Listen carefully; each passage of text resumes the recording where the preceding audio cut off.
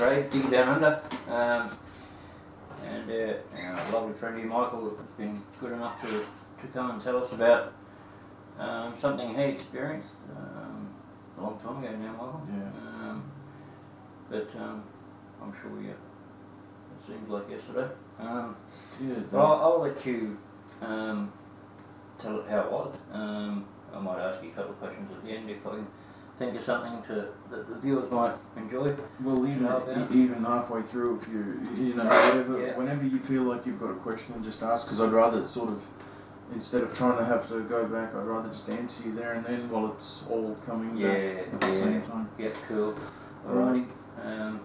Let's try and set the thing and the terrain and that sort of thing, get the viewers, the people right there. Fire away when you're ready. It was in August of '89. We, Dave and I, my friend that was with me that saw this as well, we were skipping school because it was half the afternoon was spent doing sports, and we didn't really like doing the sports that they had. So we decided to skip school and go down the bush and do what we normally do, just camp out and sit around there and have our own time. So we met up. We took our school bags with us so that parents wouldn't suspect anything. As we did. And we went to an area that we quite often sat at. It was a fork. The creek's called Goodna Creek at Redbank Plains. There was a fork in the creek there. There was a dam further up near where the housing estate starts.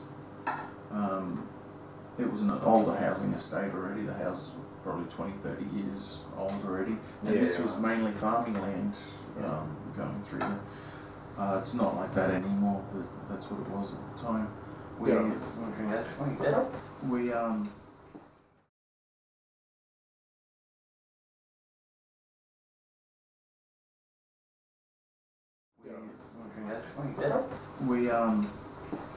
We sat down. It was really windy. It was near finishing of Ekka time because we were discussing whether we could make it to the Ekka or not. And those August winds that we used to have were blowing just consistently, just lovely winds blowing toward them. Yeah, so you could. They were there every year, weren't they? Yeah, it was like clockwork. Yeah. And all that we could really mainly hear there, other than the wind, was the sound of crickets, and they were deafening. Cicadas or crickets, whatever they were deafening, and occasionally you hear crows and other birds, but because of that constant whooshing sound and the crickets, that was pretty much the only sound. So we wouldn't have been giving off much noise. We made our fire. It was only a small little twig fire because partly there wasn't really all that much stuff that was there. We didn't want to make a huge fire anyway. It was just to sort of feel like you had a fire going. So it was mainly leaves and twigs and stuff like that. And as we're sitting there, just talking, we'd been sitting there for about an hour or so already, maybe an hour and a half. 14, 9, grade 9 at the time. And we'd been sitting there for roughly an hour and a half, and this was approaching just after lunchtime because my friend Davey was regular. He had to have lunch at a certain time, and that was it. He used to eat like a horse. He packed huge for a little guy. He packed a massive lunch. You'd think would last someone a week. Anyway, so he just finished having his lunch there, and he's sitting to this side of me, to the left. The fire that was already out at this time was, pretty much out, was between us. Right. And I'm sitting here. We've got the creek, main part of the creek. that was about maybe 3 foot wide at that point, but it would go to 2 foot deep sort of thing, maybe a metre at some places, and it was gently flowing. It wasn't fast or anything. Yeah, right. Nice green water full of turtles, jewfish, eels. Perch that we'd catch, and the occasional rainbow fish and things like that. Wow. Yeah, because it wasn't the way it strictly used to be. Yeah, the way it used to be, exactly. Then all of a sudden, what had happened? The wind had stopped, and it almost felt like a pressure, like you know when you walk into a room and someone's had a fight there, people have had an argument. Or, if your parents had an argument, you walk in the room, you can feel tension in the air. It had sort of like that. It started off like that, but it got really worse. It went dead silent. And I mean, the crickets had stopped, or the cicadas, I call them cricket. They'd stopped, and they hadn't never stopped. You know what I mean? Like it was consistent throughout the whole, for weeks on end. They would just be. They went silent.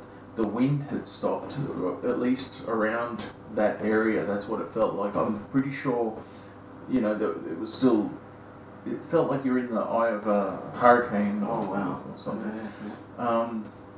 And you had that feeling, pressure feeling, and then the sense of dread came over me. It was really, really bad. You could feel tingling. Even just remembering it now, I'm getting like that tingling in the back. It was, and I looked over at Dave, and he looked concerned as well. So it wasn't just me feeling this, like we should have talked about this more in depth, but it's kind of one of those things you don't. Yeah. So then all of a sudden, I hear a thump, and I've put here on a picture. This is from my perspective as I was sitting. I hear the thump, and it was the kind of thump you hear all the time with kangaroos when they just start off. So it was thump, and it was on the second hop. Like it startled me, and I looked up and I noticed the kangaroo first, and the second hop. Then from here it was just this blurry.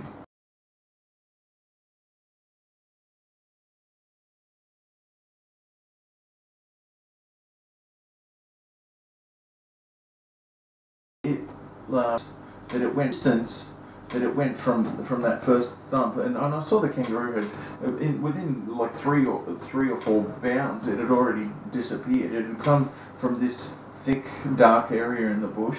It had gone thump, and thump. By that time, I didn't notice that anymore because this shape started to come across, and that distance would have been from a couple of meters from your driveway there to your door from where we were sitting. Right. About 8 or 10 Because it's just a little bit longer than this.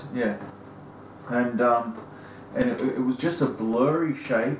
I look over at Dave. He looks over. We're both looking at each other and then just startled, really startled. Wow. He and then what happened? Like it was. You have to understand. I can't emphasize enough how much. For 30 seconds before the thump sound, that sense of dread that was there. You mentioned on the phone that you'd never felt anything like No, I've never, not since either.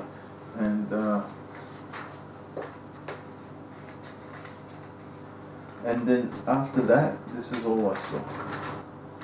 This is how we were sitting at this point. The I will take photos of these closer up. Well, it had. That's where I use the term thump because it was just like a thump. Like when a kangaroo takes off. Yeah. That thump of its leg. Yeah. And then that kangaroo, by the time it was sort of just here and out of sight, this had already snuck over and hid behind this branch, and that's how we were sitting at the time, right? That's the bush, the kind of field so important. They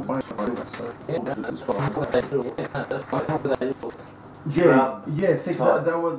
I know the tree. My parents had one in the front yard when we lived at Rockley, and I know the kind of tree it is. I just can't. I don't know the name for it. Yeah, but they were short. But they're short trees. They can go to about 5-6 meters tall. But for some reason, these ones were just like a canopy, and the branches were interlocked.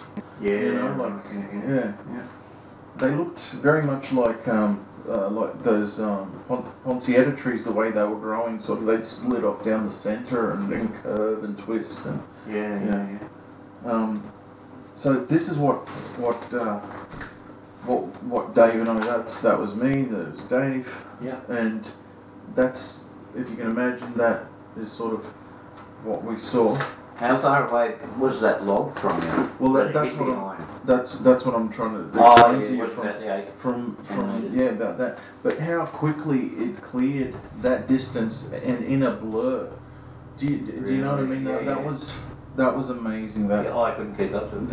It couldn't. Yeah. That's what I mean. I drew this because I did get a little bit of a what it sort of looked like. It looked like it had almost like a big beard. It was thin on the side profile, but realistically, this is kind of more closer to the blurriness of the image that I saw. I did notice that the thinning of the hair under the armpit sort of thing, and on the inside of the arm, sort of where we got like the white. It was thinner, and it was quite light. The skin color. Yeah. Right. Now this is the picture. This is how it was sitting, with a little bit of shoulders from the thing. I tried to draw this a couple of times on here, but this is actually the closest. Yeah. The closer one. Now, if you could get this this image, but change it around so that the skin is blacker, the eyes were not darker on the outside, they were darker on, because it was reflective. The eyeballs were black, shiny, reflective, like glass almost. Really? Yeah. I tried to get that sort of piercing kind of look, but I couldn't. I tried to put a forehead on this one, but that's actually more like what it looked like. What I could see. The ridge? Well, no, I didn't see much of a ridge. That's really the more I put a tick there, because that was. Yeah. I closed my eyes and I sat there trying to really remember what it was like, and for some reason I drew 3 knuckles, because it wasn't like it was like this that I saw it. Yeah. I saw a little bit of the tops of this, but it was mainly this that I saw, sort of thing. Right, yeah. Like that. It was holding like this, and it was doing this. And that's how much of it I got to see. A little bit of a nose, but no nostrils, no. So that's, and it was staring at us, and it did move its head a little bit, because the first thing I said to Dave was, Dave, can you believe? Are you seeing what I'm seeing? You know, because I didn't believe my own eyes. You know.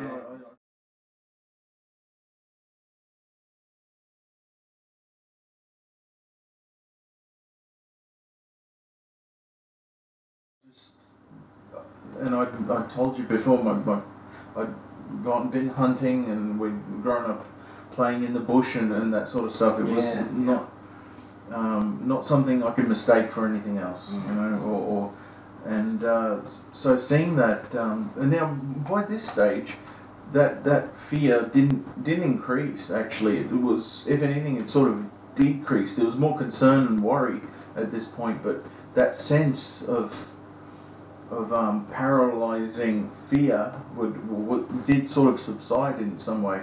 Then you saw it. After I saw it, it wasn't happening while this was going on. It was before anything had even happened.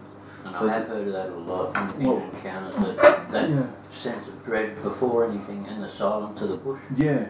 I didn't know, and that's what I've really wanted to sort of hear, if other people have had that sort of experience prior to actually seeing it, because once I saw it, I sort of thought to myself, because it did look younger, it didn't look like It didn't have, you know, just as people yeah. age, you know, you look angrier, you have more sort of lines. Yeah. It didn't have that. It looked like a fresher, younger face. And if you could, do you think you could?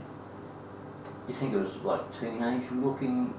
Yeah. Or I'd say young adult. if I had to put it as a person, I would probably put it close to what my age was then, but maybe a bit younger even, maybe 12-year-old. Really? Yeah, if I had to put it down as a person, 12, 13. And a height? I know you only seen it crouched. Yeah, it was crouched. So at the time, about that high, maybe. Pushing 5 foot? No, not full 5 foot, because my missus is 5 foot and she's a fair bit tall, so she's probably about that much tall. So four foot, between just over 4 foot maybe. Right. Yeah. Wow. And but the speed was just like I said. I just heard that bang. I noticed the kangaroo, and then that blur. And by the time it was here, I actually turned my head to Dave, and it was already over there. You know, like it was just a quick turn of the head, and it was already crouched there, like that. Wow. And as we're sitting there now at this point, I'm starting to turn to jelly. You know, I couldn't.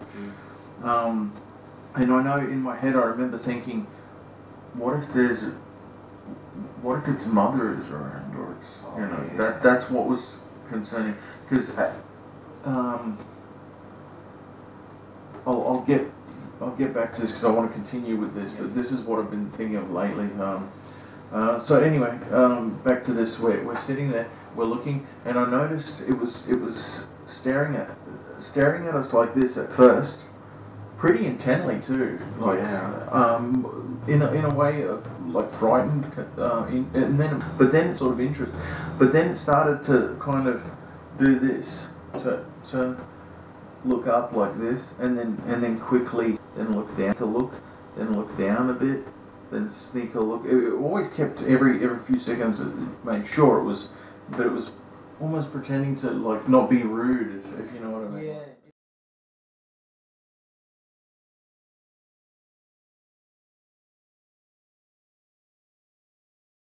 Engaging eye contact, as they do, primates do, don't Well, I only found that out a few years later when watching that movie, actually at school, last year at school, with Diane Fossey, that she was explaining not to look them in the eyes.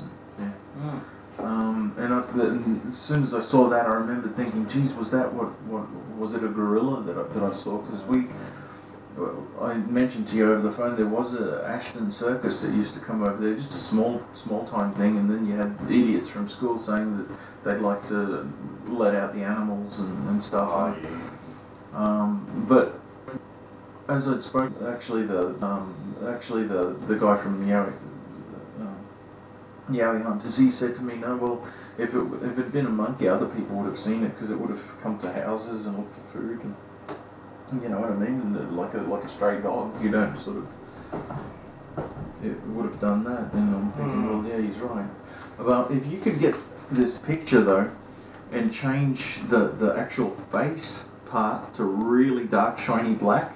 Yeah, right. Yeah. The eyes more black in the middle, and because it seemed to look like the reflection. Well, I guess our eyes do the same. You get more of a reflection from everything else. Because this was in the daytime, it was bright.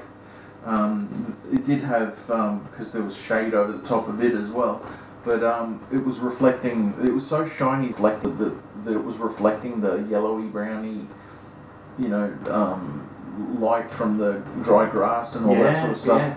Yeah. It was reflecting it around there, because for a while there I thought that maybe it had brown eyes, but thinking back and really focusing, those eyes were black, but it was the reflection from the area that was giving that brownness. So I know I'd drawn it sort of lighter in the middle, but it was actually darkest in the middle, going toward maybe lighter there.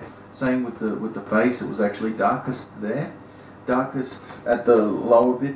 The hair seemed to turn orangey, after like a browny orange, muddy, what's that, like Redcliffe sort of mud, you know, Redcliffe of that kind of colour.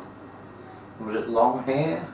It was short. It looked like a bit, maybe a bit longer than what mine is now. Sort of just laid for. It looked a little bit longer, like standing up, like furry, like a toilet brush almost. You know, like really bristly. Yeah. Then what happened after that? Sat there for a good while. I can't really tell how long because you know I took a while to describe this, but I'm sure it happened a lot quicker. I said to Dave, on the count of 3, we'll just run in that direction, and he said, yeah. So we just counted to 3 and we just ran, didn't look back. Yeah. Didn't look back at all. Wow. And that's what happened. That was the end of it.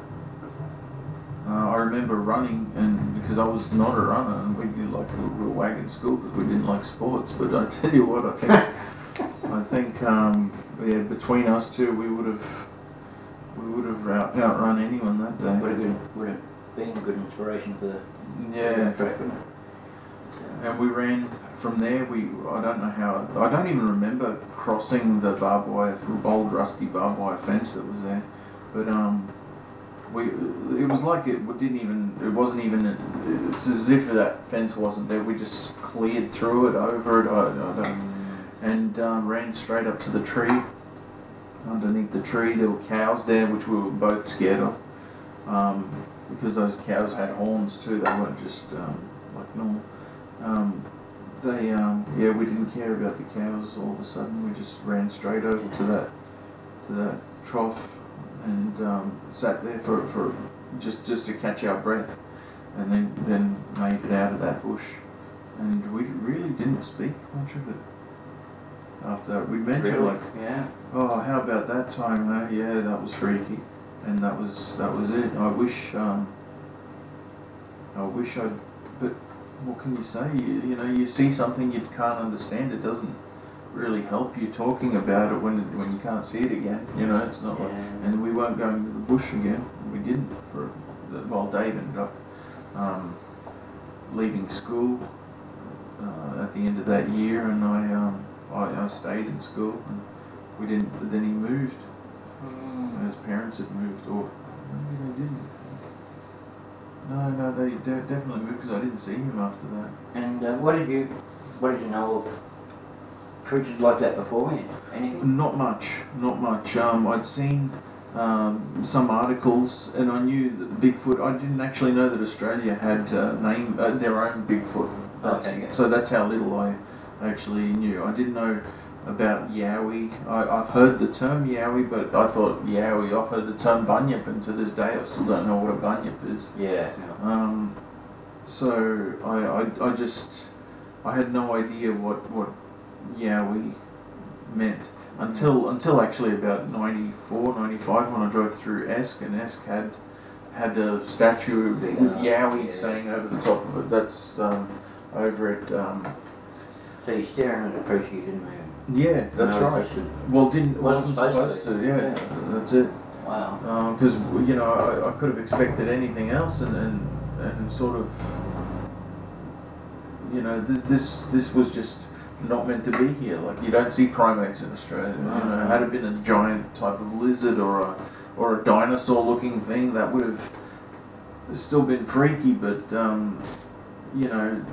it's just as weird as seeing something like this. Wow.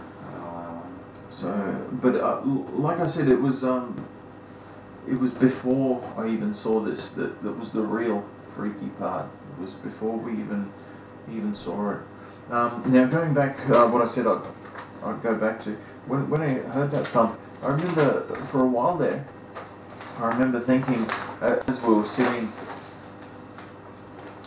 here, I did see something that I thought was a cow, and that was in this area. Now, it's as if that might have. It just got really confusing in that split second because everything was quiet, and I heard a cow move, but then I heard the thump. So, and I could have sworn I'd seen something big, like cow colour. I'm certain it was a cow, but what if it wasn't a cow? What if that was a bigger one there teaching this one how to hunt? Yeah, well. That's what I've, because there was a big movement in that bush part. Yeah. There was a movement. There was a thump, then a big movement, and by that time this had gone this way, and straight after that I saw that blur from here. But that wasn't big enough to make that whole big move, like a big movement. Or maybe it was. Maybe it was up in a tree, because there was a tree there. There was a broken tree here. Yeah. Again, now I'm just thinking, was that, how you see people that do research on these and they say it's, the broken trees are a sign, and it could just be from them climbing it too, and the tree can't hold it. Could be that as well. Yeah, there's a lot of shapes they make. Yeah, I've seen some of the structures I've gotten. Thanks to the internet and other people coming out, it sort of gave me the courage. I mean, I've been telling people now for years, and I was going to ask you how long it took you till you told anyone. Yeah, well, I pretty much anyone that I'd come in contact with that was like-minded, that also did that sort of stuff, I'd ask them, hey, weird, never come across anything weird in the bush, and then I'd tell them. And by doing that, I've heard from 2 people, actually 3 now. There's a fella in his friend, and his father. They saw one at Ravenshoe, a real big one. Yeah, right. Yeah. The other one I spoke to was a friend of mine that he was down there with his friend, also BMX biking, and this was 9 years after I'd seen mine, and I took him to my area, and I got him to tell me his story, but I wrote down on a piece of paper quickly just some details of what it is I saw. He told me his story, and it was about 100 meters from where I had my encounter. Yeah, but what he described to him looked very crawling. It was crawling on its belly through long grass, sort of thing. And he saw it lift its face up, and he thinks he described it had like a baboon looking face. Oh, okay. See, mine didn't, but I didn't see it. What is in a snout? Yeah, like he described like it had a snout and even teeth. It like sort of reared up, but did he see that or did he see a pig? See, he's not. Because if you see a pig in the bush, coming through, and they've got tusks, and and he was younger than me when he saw it, so it was, I hate to dismiss his sort of thing, but I can see. Oh yeah. But it's strange because it happened in the same area. That's right. What he described. He also said they didn't stick. They saw a glimpse. They saw a glimpse of it, and they just took off on their BMXs. Then my wife's my wife's friend's husband. I was telling them what I'd seen, and he told me that his brother. And as he was telling me what his brother had seen, his brother actually showed up, and then his brother told me they went out with a couple of girlfriends. This is through White Rock area, and they'd gone. With motorbikes from no, not far. No, same corridor. Yeah. Especially back then, there was nothing there. It was all just one big line of bush. Yeah. So they went out to out past White Rock to a place they called. They named it Wasp Mountain, as I remember, full of wasps everywhere. It was just full of wasps everywhere they went. And they stopped on this, like a lookouty bit, and set up camps and stuff like that. And they heard something roaring and crashing through trees, running toward them. Because I said to him, no, mine was only little, He said, no, this thing was huge, and he said its eyes were far apart, like the distance of its eyes, because he didn't see the whole body in that. But he said he saw big red eyes, and he said they were like cow's head. Like apart, that far apart, and he said it was crashing through trees, like this big, just ramming through, running toward them. They left, They just jumped on their bikes and took off, motorbikes. They came back a few days later, and all their stuff had been torn up and ripped apart. The whole camp was, all the food, everything that they'd left there, all sort of scattered around. So, and he was, you could, I believe him. I don't doubt him actually, because the way he told me, it was like reliving a traumatic experience for him, but I'll. And that's what I say, like, the common sense factor comes into it, and do farmers, little bitty wives, come out and tell these stories, or folks like yourself, come out and tell these stories to the farmer? No. Well, there's nothing. They risk there's no reward. They risk ridicule. Exactly. And I'll be honest with you. There's no win for you. If I didn't have Dave there, I would have told myself that I was seeing things that I was just, that I'd imagined it or something. But Dave was there with me. It was in the middle of the day. We didn't. I know what I'd seen. It wasn't my imagination. But even as I was seeing it, I was questioning my own mind and my own eyes. I just didn't believe what I was seeing, because you don't expect to see something like that, That's right. Right. It's not supposed to be there. Wow. So. And all at 14. Yeah, 14. Any nightmares? No, but just fear from it. Fear of. I was actually more concerned after it was sitting there that I do remember all that kept going through my head was, what if it's got a bigger, because it did look like a juvenile to me. I thought it was like a little like more of a kid monkey, and I even remember for a split second wishing that Dave hadn't eaten all his lunch, because I would have tried to maybe even throw some food to it, just so it doesn't eat it, kill us or anything. And don't forget, also at 14, I didn't really know how much strength like a chimp would have, so I didn't really feel a total physical threat. I thought, Must maybe from a smell or something. But that's where that was always playing in the back of my mind. What if there's a mother one there or a father one? That's all that was going through my mind, and we just this sense of you've got to get out of here. That was another. Wow, it's incredible, mate. So incredible. Yeah, well, if you can find Dave, I would like to see how he remembers. I intend to find him and we'll get him on too. Yeah, hopefully, I'd like you to actually hear it from him before I get in contact with him, and that way, you know that you get a different. Maybe he's got a different sequence of events of what happened. I know that for a fact he'd have to remember it, but maybe he remembers it in a different way. Maybe he saw something that, because he would have been at the same time, he would have been looking this way constantly, because I actually turned to look at him, for a split second there, but he had the better view, and not being like me where I can't see out of this eye, he had the full range of vision. Yeah. And so maybe he saw something bigger, moving in that direction after that thump and after that thing, and chased that kangaroo. Wow.